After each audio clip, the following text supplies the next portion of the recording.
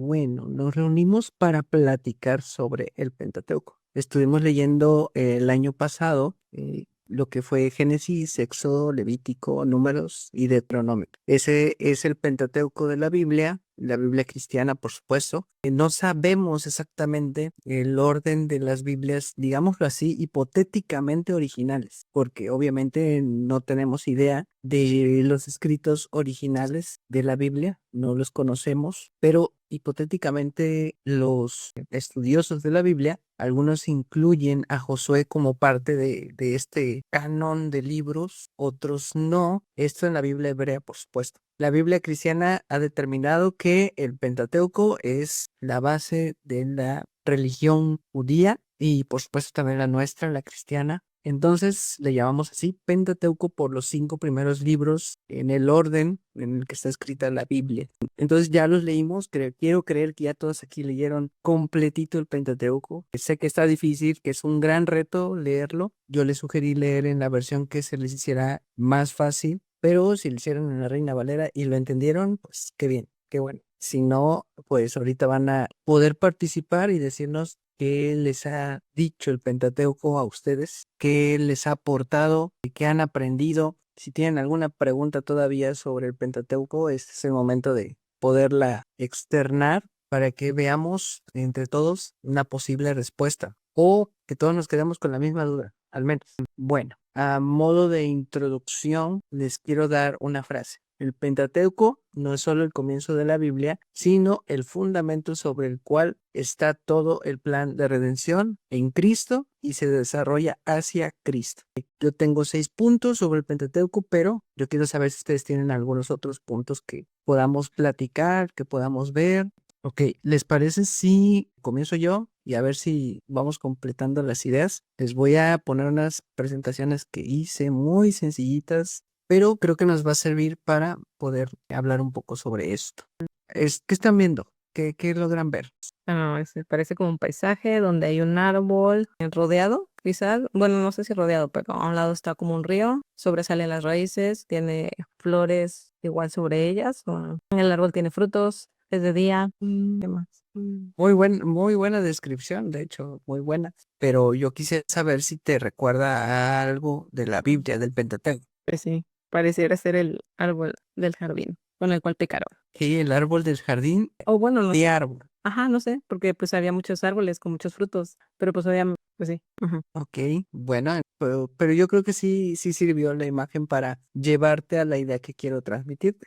Estoy hablando de el árbol del conocimiento del bien y del mal. Tenemos esta idea de la creación de Dios, que es una de las ideas principales del Pentateuco. ¿Cómo comienza la historia del hombre? Del hombre. ¿Recuerdan cuál es la frase que Dios dice para crear al hombre? Para criarlo. Así es. ¿Cómo? Ana, ¿le quieres ayudar? ¿Te acuerdas cómo crea Dios al hombre? Pues dice que alguien para enseñorear, ¿no? Por ahí va.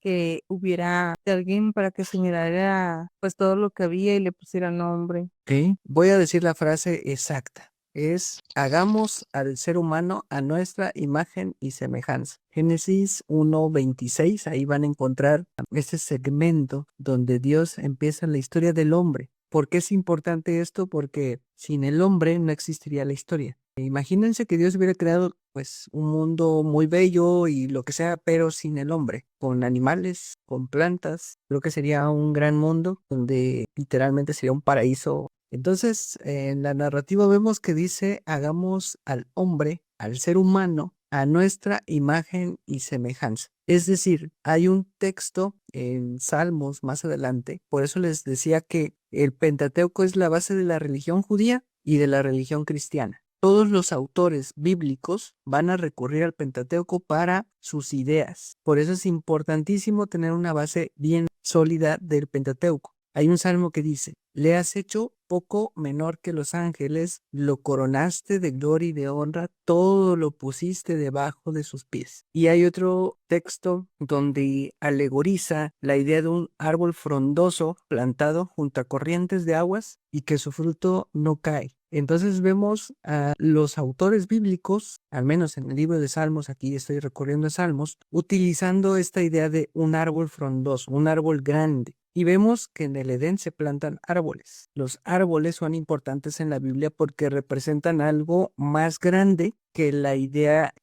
principal. La idea principal la están como que maximizando. Entonces, cuando nosotros hablamos del árbol del conocimiento del bien y del mal, ¿quién come de este árbol? Ana, Sophie, ¿recuerdan quiénes comen de este árbol? Adán y Eva Adán y Eva. ¿Y ellos quiénes son? son los que enseñoreaban en el Edén. Así es, porque ellos eran la representación de la humanidad, es decir, ellos estaban ahí en ese momento histórico o en ese momento literario, como lo quieran ver, estaban representando a la humanidad. Y este árbol representa también a la humanidad, pero una parte de ella. ¿Cuál? El conocimiento del bien y del mal. Ahí comienza la historia cuando el ser humano logra obtener una porción de un conocimiento más alto. ¿Qué conocimiento? El conocimiento de Dios. Es un conocimiento que solo poseía Dios. La serpiente no los engaña, es decir, no les dice una mentira, sino que transforma la verdad. La verdad la cambia a su conveniencia. Porque sí, es verdad, el ser humano llegó a ser como Dios al conocer el bien y el mal, pero no es tanto una idea de conocer,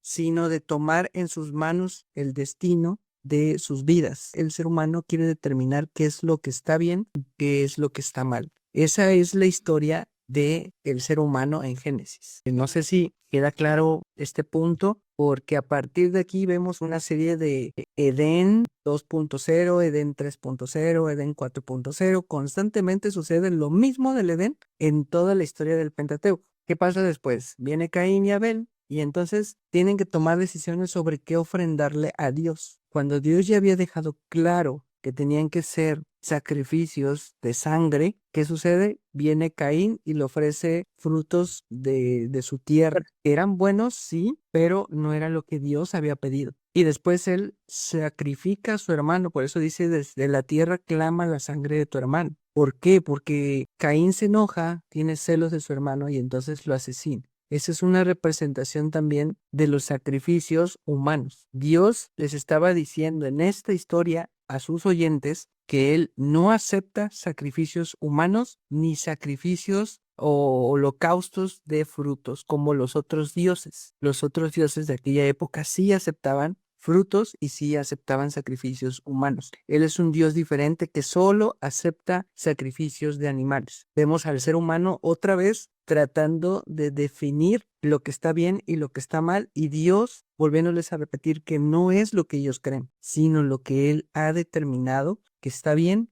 y está mal. Y así vemos muchas otras historias. Vemos a los seres humanos cayendo en depravación sexual, vemos a los seres humanos yendo en pos de los ídolos, vemos a los seres humanos engañando a otros seres humanos por miedo o por avaricia. Hay diferentes historias donde, por ejemplo, la de José, donde sus hermanos se quieren deshacer de él por, pues no sé, envidia, o vemos la historia de Abraham teniendo miedo ante dos reyes diferentes y miente para que no le hagan daño a él ni a su esposa. Y así constantemente en la historia del hombre sucede eso. Después Dios elige a un pueblo y este pueblo comienza a tener los mismos errores. Esta familia, la familia de Abraham, se equivoca una y otra vez hasta que llegamos a Egipto. Y aquí me voy a detener porque eso ya es parte de otro punto que quiero que platiquemos hoy. Pero entonces sí queda clara la historia de Edén, ¿verdad? ¿Qué es lo que está pasando en Edén? El ser humano está decidiendo lo que está bien y lo que está mal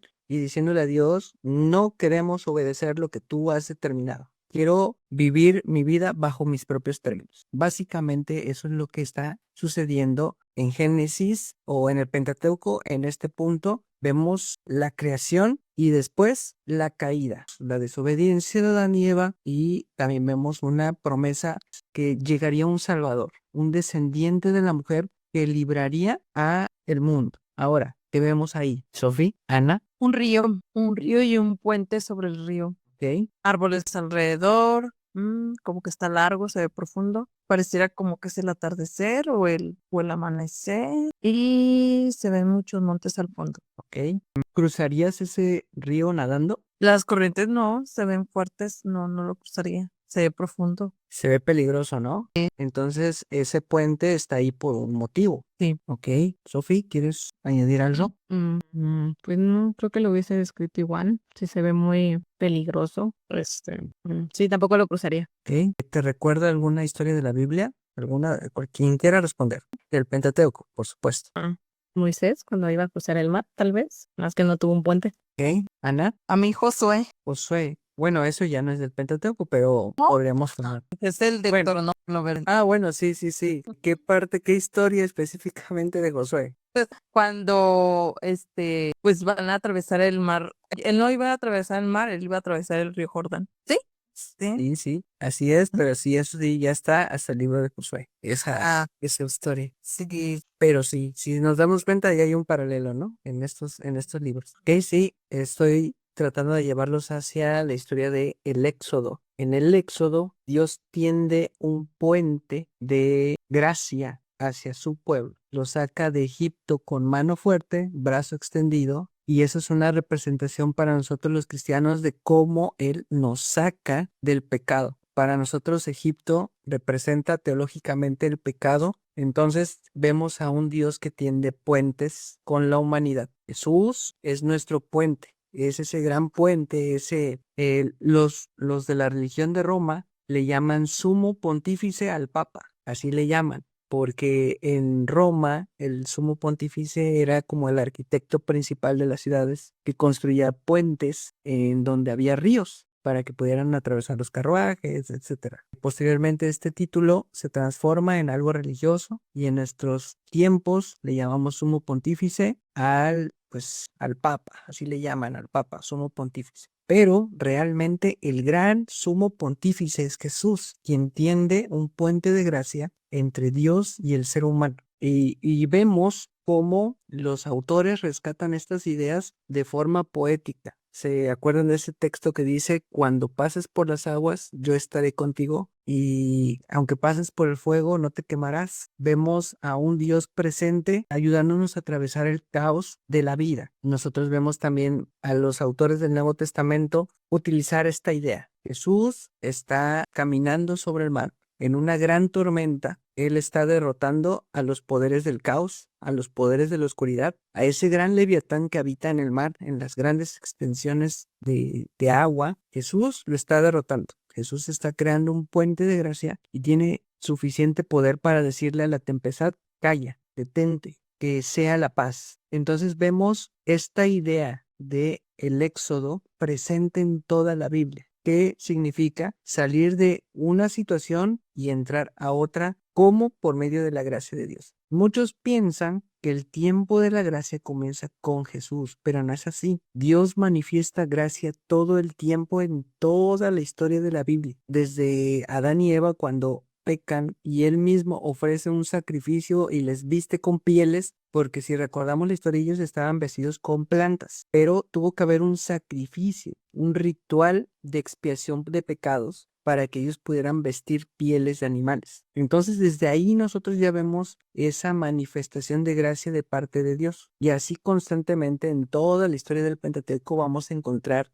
ese tipo de ideas. Entonces, el puente representa eso. Dios introduciendo su gracia hacia el ser humano en toda la historia del Pentateuco, pero creo que la más representativa, y pues sí estuvieron bien en pensar en el Éxodo. El Éxodo creo que es la parte canónica más importante que representa esta idea. Ahora, ¿qué hay aquí? A ver. Es como una tienda, ¿no? O bueno, tienda. tiene un nombre en específico, pero no recuerdo ahorita. O sea, ¿quieres que lo describa? Es una noche estrellada, hay una tienda. Ajá, creo que sí. Es una tienda. Con mucha luz, está muy iluminada. ¿Ok? ¿Y te recuerda algo de las historias de la Biblia, del Pentateuco? Cuando estaba con, ¿cómo se llama? En fuego en la puerta en la tienda de Ok, muy bien desarrollada la idea. Aquí vemos, este tipo de tienda se llama tipi, así le llaman los nativos americanos. Y la idea aquí es la presencia de Dios. El tabernáculo se llamaba la tienda de la reunión o el tabernáculo de reunión, le dicen algunas traducciones. Era el lugar donde se convocaba al pueblo para tomar decisiones, se convocaba al pueblo para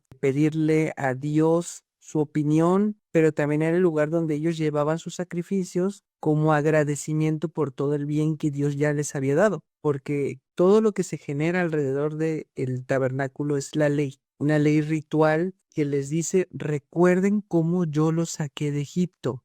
En Salmos y en otros libros de la Biblia, en los profetas y también, por supuesto, en el Nuevo Testamento, vemos cómo se repite esta idea, ¿no? De acuérdate que yo te saqué de la tierra de Egipto donde tú eras esclavo. En otro tiempo tú eras esclavo. Este puente que Dios tiende tiene indicaciones, así como en las autopistas cuando vas cruzando un puente te va dando indicaciones. Así exactamente, Dios al final de ese puente les empieza a dar indicaciones a su pueblo para poder llevarlos al destino que Él está planteándoles. Y les dice, si ustedes oyeran mi voz, yo estaré con ustedes, no les va a faltar la lluvia en el día de sembrar, no les hará falta ningún bien, los animales se multiplicarán en sus tierras, la tierra los bendecirá, ustedes podrán trabajar y todo lo que hicieran va a multiplicarse y fructificarse. Pero esto era si ustedes cumplen mi ley, si ustedes permanecen en este pacto que yo he hecho con ustedes, ustedes tendrán mi presencia. Eso es lo principal. Ustedes van a gozar de mi presencia plenamente si ustedes cumplen su parte. Yo estoy haciendo un pacto con ustedes, así que es una invitación a vivir según como Dios manda. Recordemos la primera imagen, ¿no? Donde el ser humano está queriendo vivir a su forma, a su manera, definir el bien y el mal a sus condiciones. Acá Dios tiende un puente, pero también les dice cómo deben vivir, cómo deben de llevar su vida para que ante Él tengan una relación correcta. Entonces, aquí vemos cómo estas tres ideas que llevamos hasta ahora se van relacionando correctamente. Vemos el ser humano tomando decisiones muy malas hasta ahora, Dios restaurando esa relación y después diciéndoles cómo no volver a romper esa relación, cómo llevarla bien con Dios. Básicamente así funciona esta serie de ideas. Hasta ahora vemos a un Dios presente, un Dios que a pesar de nosotros decide salvarnos todo el tiempo. Todo el tiempo Él está presente y de hecho Él haciéndolo todo, porque el ser humano fracasa constantemente, entonces vemos a un Dios de gracia. Yo no sé cómo llegan a cierta conclusión algunos hermanos de que aquí no hay gracia. Cuando yo veo en la historia del Pentateuco una gracia constante, gracia sobre gracia, dice el autor bíblico. Y qué hermoso que sea Dios el que tenga esta iniciativa, este proyecto de salvarnos, porque nosotros no podríamos, sería imposible para nosotros poder hacerlo. Y bueno, aquí que podemos observar. Y también me tienen que decir a qué les recuerda. Pues el pueblo de Dios en el desierto tal vez, están siguiendo la nube, la presencia del Señor los va guiando. Y pues ya con respecto a la imagen, pues sí es como un pueblo, un grupo de personas atravesando el desierto. Se ve muy caluroso, es de día, y sí, no sé qué más. Ella aquí se añade. Bueno, se me viene así la imagen como veo la nube descender, como cuando el maná, cuando deja descender el maná y se dirigen hacia él para agarrar su porción de acuerdo a cómo fue descrito a cada quien, según su familia. Y así, no sé, como que la nube que cae, que salía de la mañana y dejaba el maná saliera. No sé, esa es mi figura. Me encantó la referencia porque vemos a un Dios que no solamente los está guiando, sino que está proveyéndoles. ¿En dónde? En un desierto. Esto parece ilógico, ¿no? Es como una paradoja. ¿Cómo en el desierto puedes mantener a un pueblo tan grande? O un pueblo que tenía miles de personas. Y vemos a proveyendo. ¿Sí? Dime. Comentas que en el Pentateuco se ve la gracia sobre gracia, o sea, cómo a pesar de su rebeldía o de que se le revelaban continuamente, él no fallaba, él ahí estaba, se mantenía fiel y fiel y fiel y fiel. Y también hasta por los gustos que ellos deseaban, ¿no? Cuando se enfadaron del maná, que no ya querían carne y carne les dio, entonces a pesar de la rebeldía, él estaba ahí. Así es, a pesar de nosotros mismos, Dios siempre está con nosotros y esa es la idea que quiero que nos quedemos con esta imagen. Un Dios presente no solamente para salvarnos, sino que también promete estar con nosotros. Él dice, estaré con ustedes. Dice una de las partes del libro que cuando la columna de fuego se levantaba, y empezaba a moverse, era el momento de caminar, era el momento en que tenían todos que levantar sus tiendas y desplazarse hacia donde les indicaba la columna de fuego o la nube en otras partes, ya sea de noche o de día, dependiendo, hacia donde se desplazaba, era hacia donde ellos tenían que ir. Debió haber sido un espectáculo que al menos yo no alcanzo a imaginármelo. Me gusta creer que esto es real, me gusta creerlo, sé que esto es por fe. Algunas personas van a decir que no, otras van a decir que sí, no me importa lo que opinen los demás, sinceramente, y sin afán de ofender, por supuesto.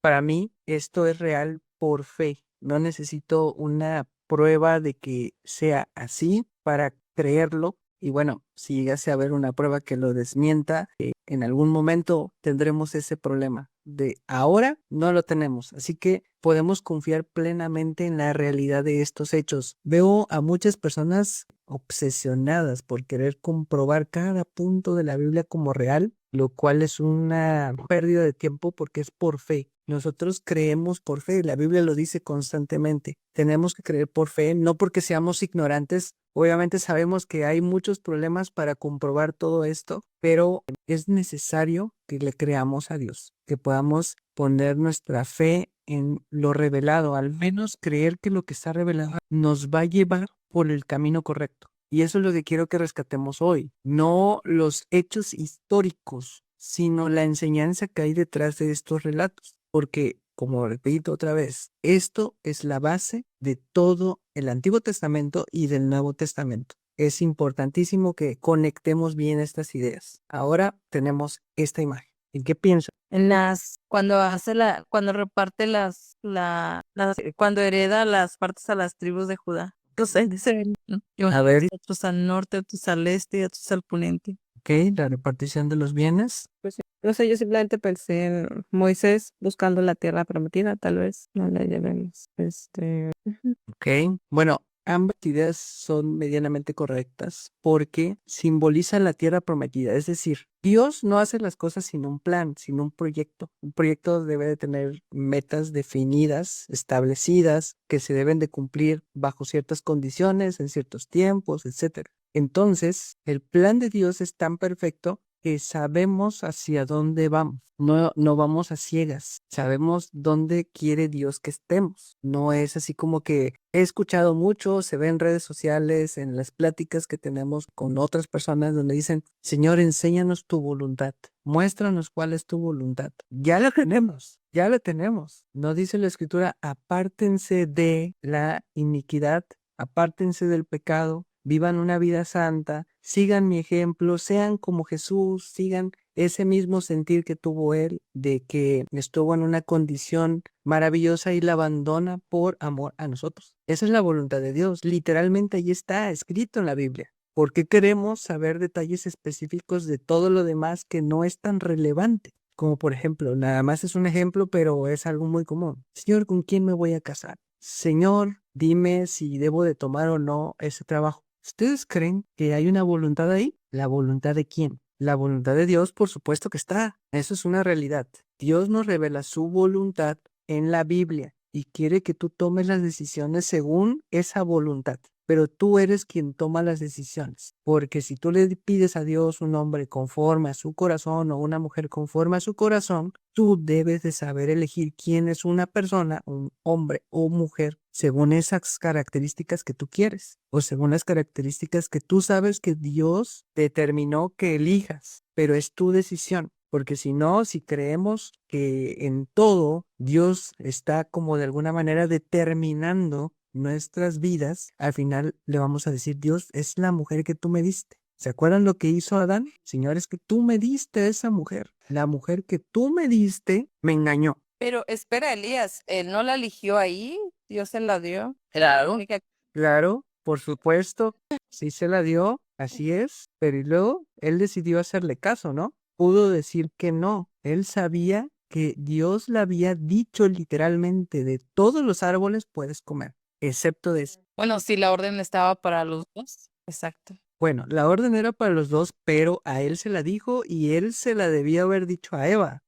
Entonces, nuestras decisiones, nuestros fracasos son completamente nuestros. Eso no me agrada. Yo sé que no, pero así es la historia del ser humano. Un fracaso tras de otro, pero vemos a un Dios presente que crea un puente de gracia y después dice, estaré contigo, pero también te voy a llevar a esto. Quiero que llegues a esto. Y si por llegar a ese punto tienes que atravesar un desierto y confiar en él, pues ahí está la historia del Pentateuco. ¿No se parece mucho a la historia de cada uno de nosotros? Se parece por completo a la historia del ser humano. Así es, así es. Entonces, ya vemos cómo estas ideas van tomando sentido y cómo los autores de toda la Biblia las reconstruyen, las toman y por último vemos el grandioso gran desenlace del Nuevo Testamento donde dice, yo soy el sacrificio, yo soy el puente, yo soy la tienda, yo soy la solución, absolutamente todo, pero también dice, yo soy el destino, yo soy el fin, el punto final de la historia, puesto los ojos en Cristo, dice, le veremos algún día. Esa tierra prometida está ahí.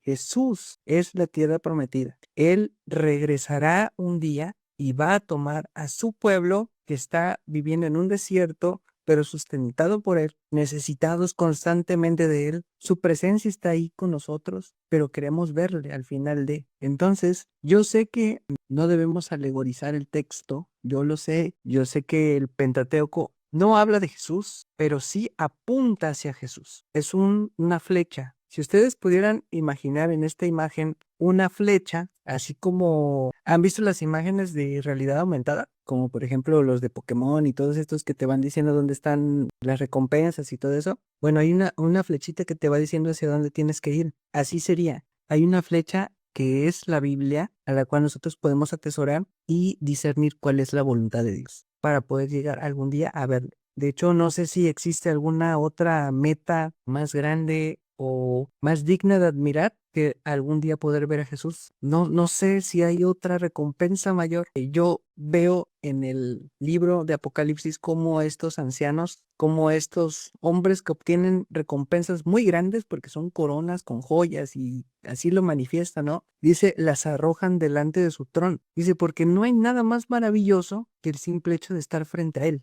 porque nada es comparable a su presencia plena. Entonces, nuestra tierra prometida para nosotros los cristianos es ver a Jesús. Esa, al menos para mí, será mi satisfacción de haber sufrido todo lo que sufrimos aquí, haber padecido estos tiempos horribles, porque así son, en donde hay demasiada crueldad en la gente, el amor de muchos se ha enfriado. Pareciera que vivimos en una paradoja donde lo bueno es malo y lo malo es bueno, pero Dios nos va a librar de todo eso. Entonces, eso es lo que representa esta imagen que están viendo. Y por último, esta imagen, ¿qué les transmite o qué pueden ver ahí? Pues es una clase con un maestro muy alegre. Son niños, no entiendo qué dice, no sé, es ni idea. Va dirigido. Sí. ¿Qué idea recuerdan del Pentateuco? A ver. Las leyes. Pues ¿Leyes? Ajá. Cuando se las vuelve a explicar en Deuteronomios, les vuelve a leer. Correcto, muy bien. De hecho, Deuteronomio significa la segunda ley o la repetición de la ley. Así es como se le conoce el libro, digámoslo en español traducido sería así, la repetición de la ley. ¿Y por qué eso así? Porque hay un versículo en el Pentateuco, específicamente en Deuteronomio, donde dice, estas palabras las repetirás, las escribirás en los postes, las escribirás en tu casa, las atarás a tus vestiduras y las repetirás a tus hijos y a los hijos de tus hijos por todas las generaciones. Vemos que esto debía ser enseñado. Era un decálogo específico para su pueblo. Era el eje rector de toda la identidad de esa nación. Entonces vemos aquí esta última idea, ¿no? Entonces vimos que es caída del ser humano, el ser humano decide tomar sus propias decisiones. 2, Dios crea un puente de gracia para todos los seres humanos. 3, ¿se acuerdan cuál era el 3? la tienda. Así es, la presencia constante de Dios con su pueblo. ¿Y después qué seguía? La guía y provisión. Así es, un Dios que guía y provee a su pueblo. Después, un destino seguro, un destino final. Y por último, esto de repetirlo. que no sea solamente una enseñanza para Ana, una enseñanza para Sophie, una enseñanza para Higini. Es una enseñanza que se debe de repetir, transmitir, es algo que se debe de atesorar por todas nuestras generaciones. Dime, Ana. ¿Podrías repasar otra vez las imágenes y hacer el resumen general, por Sí, favor? claro que sí. Voy para allá. Esa es la primera imagen. Representa, obviamente, la toma de decisiones que tiene que hacer cada ser humano. Recordemos que aquí estamos hablando de teología bíblica. No estamos explicando exegéticamente el texto, estamos hablando de teología, ¿vale? Para que no nos confundamos. Yo sé porque pueden decir, es que Elías, no alegorices, ok, pero es lo que hacen los autores bíblicos. Los autores del Antiguo Testamento posteriores a y también en el Nuevo Testamento alegorizan y toman estas ideas, como ya vimos anteriormente, para explicar algo más grande. Entonces, esta idea representa al ser humano tomando bajo sus condiciones lo que está bien y lo que está mal. Y por supuesto, aquí hay un spoiler, sale mal. Vemos aquí un puente y ya les expliqué qué es la idea de un puente de gracia que Dios crea. Vemos que representa la salida de Egipto hacia una promesa, ¿no? A una tierra que fluye leche y miel. Eso es lo que simboliza esta imagen, que es otra idea del Pentateuco. Aquí vemos a un tipi bien iluminado. Representa la idea de que Dios está presente en su pueblo, su presencia real está ahí, en medio de ellos, para estar con ellos, simplemente para estar con ellos. Vemos más adelante que está esta otra idea que va de la mano con la anterior, de que es un Dios que no solamente está presente ahí sin hacer nada, como muchos otros así predican, quieren a un Dios que simplemente sí existe, pero que no se involucra con la vida de los seres humanos. Pero nosotros, cristianos, creemos que sí es un Dios que se involucra, provee y está ahí para guiarnos. Y eso nos lleva a esta imagen que simboliza un destino, una promesa de esperanza en medio de esta situación en donde Dios está, pero vemos que es en un desierto, es una paradoja, es un Dios que provee a su pueblo en una situación adversa, difícil, donde no crece nada, es un desierto, por eso se llama así, desierto. Entonces Dios está proveyendo a su pueblo. Y por último vemos esta imagen que representa esta idea, esta historia, esta narrativa debe de transmitirse y enseñarse a los hijos de sus hijos para que cumplan la ley que ya se dio. Esas indicaciones al final del puente las deben de repetir para que ellos puedan vivir en paz. De hecho, literalmente hay una promesa ahí que dice, si tú cumples lo que está escrito en este libro, yo mandaré que la lluvia esté en su tiempo, que no escaseen los frutos de tu tierra, que tus animales crezcan, se multipliquen, que seas próspero en la tierra que yo te daré. Esa es una promesa que está ahí, pero también incluye, y mi presencia estará contigo siempre, todo el tiempo. Te acompañaré si hicieres mi voluntad. De hecho, el Salmo dice, si oyeres hoy mi voz. No te rebeles como en el día de Meriba. ¿Se acuerdan de Meriba? Cuando esta gente se rebela contra Moisés. Dice, no seas rebelde, acata mis indicaciones y te irá bien. Entonces, estas son las ideas que traigo como principales del Pentateuco. No sé si ustedes pueden llegar a encontrar otra más. Sé que hay muchas más, pero creo que estas son las principales. Y ahora sí les quiero hablar del sándwich. Les dije que íbamos a hablar de un sándwich. Hay un dato curioso para el Pentateuco. Pareciera que, ay, ¿cómo se llaman esas palabras que se pueden leer de izquierda a derecha, de derecha a izquierda? ¿Se acuerdan? No me acuerdo. Pero bueno, este tipo de idea se llaman, ahorita les voy a decir cómo se llaman. ¿Son los palíndromos? Ándale, palíndromo, así es. Pero mira, también se le puede llamar lingüísticamente quiasmo, cuando no es una palabra sino una idea. Cuando una idea va de este punto a este punto y de este punto a este punto. El Pentateuco es un quiasmo, es como si fuera un sándwich. Si se dan cuenta, vemos que al principio podríamos describirlo de esta manera: A, B, C, después seguiría B' y después seguiría C'. Es decir, son como copias, las dos de las extremos, los otros dos extremos, y en medio hay algo principal. ¿Qué creen que es eso principal en las ideas del Pentateuco? ¿Qué es lo que está en medio del sándwich? Digámoslo así, la proteína, lo sabroso, lo que le da identidad al sándwich. Porque el sándwich se llama sándwich, pero dice sándwich de jamón, sándwich de pavo, sándwich de lo que tú quieras, ¿no? Que le da identidad al Pentateuco, que es lo que está justo en medio. Acuérdense de las ideas que ya vimos. Pues, no sé, yo pensé en el pueblo de Dios, o sea, Ajá, Pensé que me había desconectado. No ves. Sí, yo creo que es lo más importante, ¿no? La revelación, pues, de Dios. Ok. ¿Quieres participar, Higinio? Si quieres participar, puedes desbloquear el micrófono. Hola, Dios te bendiga. Ya te estamos escuchando. Ya, mi hermano, bendiciones, Dios le bendiga. Bueno, yo creo que aparte en la idea, en el centro, podría decirse, estaríamos hablando también de la parte de la protección. Ujú. Ok, gracias por tu participación. Ana, ¿te gustaría también decirnos qué crees tú que sea la idea central? Ya te dejamos hasta el final, así que ahora sí no falles, no falles.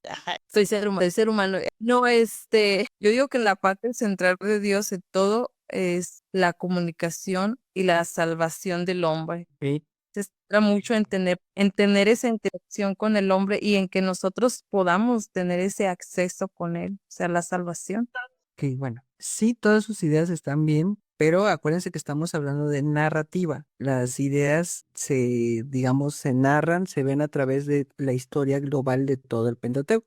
El Pentateuco va de A a B, ¿no? Y en medio, digamos, hay subpuntos. El punto que está en medio, ahorita se los voy a decir. Primero les voy a decir, digamos, las A's, después les voy a decir las B's y a lo último les voy a decir cuál es ese gran centro C que le da identidad a este sándwich. El pan de arriba, el punto A, digámoslo así, en Génesis, es donde Dios crea todas las cosas y vemos que escoge a una familia especial, que es la de Abraham, y les da una promesa de cuidarlos y bendecirlos. Y aquí es donde comienza la historia, donde Dios les dice, yo soy el que está aquí y yo te voy a cuidar a Abraham y tu familia donde quiera que tú estés. Ahora, ese es el pan de arriba. El pan de abajo, que le llamaremos A', es Deuteronomio. Ese es el final de este viaje donde están a punto de entrar a la tierra prometida y Dios les recuerda todo lo que ya han aprendido, las leyes a seguir, pero es un repaso de todo. Y aquí también vemos que Él les dice, así como le dijo a Abraham, yo estaré contigo, Él también le repite al pueblo de Israel, yo estaré con ustedes si cumplen mi ley. Entonces digamos que comienza con una promesa y termina con otra promesa. Recordad, yo estaré con ustedes. Esas son las dos partes del pan. Si vemos ahora los vegetales, por ejemplo la lechuga o el tomate, vemos a Éxodo donde Dios salva a su pueblo de Egipto y les da leyes en el monte Sinaí. Y esto se muestra como un cuidado de Dios de cómo deben de vivir de acuerdo a su voluntad.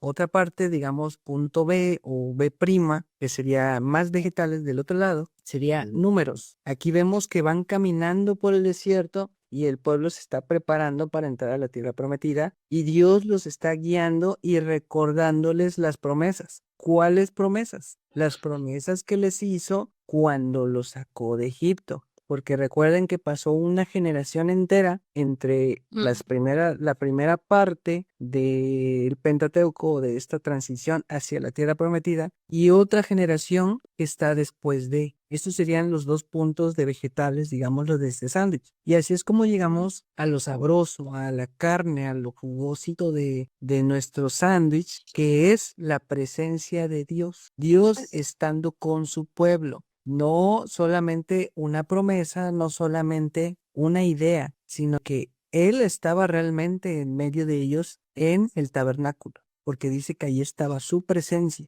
No era un símbolo, no era una idea, algunos le llaman teofanía, pero teofanía significa una realidad presente, pero ilusoria al mismo tiempo. Así era el tabernáculo, una forma de Dios encarnado que vive en medio de su pueblo. Este es el corazón del sándwich en todo lo que gira en torno a estas ideas es Dios que quiere estar con ellos. No es solamente un Dios que promete cosas vacías, sino de que realmente Él quiere cumplirlas. Eso es lo central de este sándwich. Y si nosotros tomamos esta idea en el cristianismo, por supuesto hablamos de un Dios que es bueno, un Dios que es poderoso, un Dios que es que lo sabe todo, un Dios eterno. Así nos han enseñado todo el tiempo a Dios. Pero la idea central y diferente del cristianismo, ¿saben cuál es? Mientras todas las personas de los mitos de los griegos y de las otras religiones querían ser como dioses, nosotros tenemos a un Dios que se hace como nosotros, un Dios que se encarna. El punto principal de la historia del cristianismo o la idea central del cristianismo es la encarnación. Cristo siendo Emmanuel. Y Emmanuel significa Dios con nosotros, lo dice, así es como lo traduce el evangelista.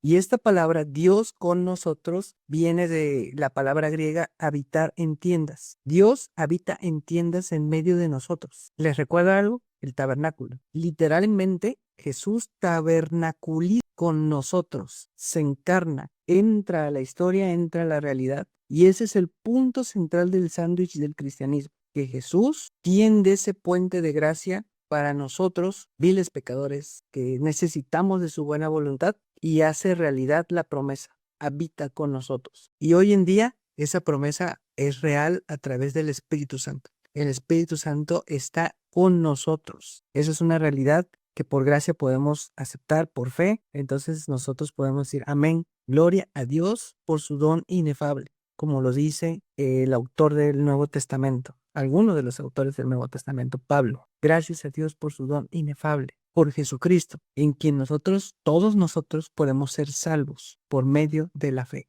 Entonces, esta es la gran historia del Pentateuco, las grandes ideas principales, y me hubiera gustado que participaran un poquito más, pero entiendo que puede llegar a ser a veces desafiante poder plasmar nuestras ideas de forma lógica. A veces cuesta trabajo, a mí todavía me sigue costando trabajo esa parte, pero vamos a trabajar este año para que esas ideas se puedan plasmar y podamos enseñar a otros, porque ya vimos que estas palabras las repetirás a tus hijos y a los hijos de tus hijos. Es importante que lo que aprendemos, lo que reflexionemos, lo podamos enseñar y transmitir. Dicen por ahí que si alguien no lo puede explicar, quiere decir que no lo entendió, no lo aprendió. Entonces, si tenemos que desaprender algo y volverlo a aprender, vamos a darle gloria a Dios, vamos a esforzarnos y ser valientes, como dice la Escritura, para poder llegar a ese objetivo, ¿sale? No sé si quieran añadir algo más. ¿Les costó trabajo leer el Pentateuco? Vamos a empezar con los libros históricos. El libro de Josué va a ser nuestra primera lectura. ¿Están listos? ¿Quieren otra semana más de gracia? ¿O ya le damos con todo? Recuerden que vamos lento pero seguro. La idea es poder tener